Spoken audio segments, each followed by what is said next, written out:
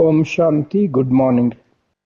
ಈ ದಿನ 5/1/2026 ಬಾಬ್ದಾದರವರ ಮಧುರ ಮಹಾವಾಕ್ಯಗಳಲ್ಲಿ 5 ಮುಖ್ಯ ಬಿಂದುಗಳು ನೆನಪಿಟ್ಟುಕೊಳ್ಳೋಣ. ಮೊದಲನೇದಾಗಿ, ಮಧುರ ಮಕ್ಕಳೇ, ಶಿವತಂದೆಯ ಶ್ರೀಮತದಿಂದ ನೀವು ಮಕ್ಕಳು ಮನುಷ್ಯರಿಂದ ದೇವತೆಗಳಾಗುತ್ತಿದ್ದೀರಿ.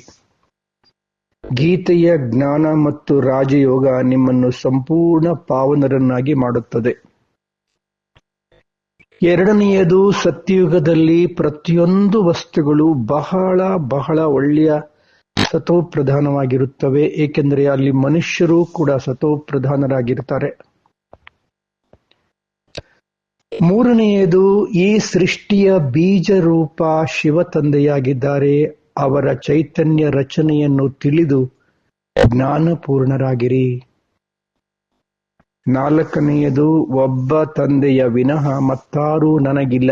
ಈ ಪಾಠದ ಸ್ಮೃತಿಯಿಂದ ಏಕರಸ ಸ್ಥಿತಿ ಮಾಡಿಕೊಳ್ಳುವ ಶ್ರೇಷ್ಠ ಆತ್ಮಗಳಾಗಿರಿ. ಐದನೆಯದು, ಜ್ಞಾನದ ಶಕ್ತಿಯನ್ನ ಧಾರಣೆ ಮಾಡಿಕೊಳ್ಳಿರಿ. ಆಗ ವಿಘ್ನಗಳು ಯುದ್ಧ ಮಾಡುವುದಕ್ಕೆ ಬದಲು ಸೋತು ಹೋಗಿಬಿಡುತ್ತವೆ. 5 ಬಿಂದುಗಳು: ಗೀತಾ ಜ್ಞಾನ, ರಾಜಯೋಗ, ಸತ್ಯಯೋಗ, ಸೃಷ್ಟಿಯ ಬೀಜರೂಪ ಶಿವತಂದೆ, ಒಬ್ಬ ತಂದೆಯ ವಿನಃ ಮತ್ತಾರೂ ನನಗಿಲ್ಲ, ಜ್ಞಾನದ ಶಕ್ತಿಯ ಧಾರಣೆ. ಇಂದಿನ ಚಿಂತನೆ: ನಾನು ಆತ್ಮ ಜ್ಞಾನದ ಶಕ್ತಿಶಾಲಿ ಜ್ಯೋತಿ ಬಿಂದು ಆಗಿದ್ದೇನೆ.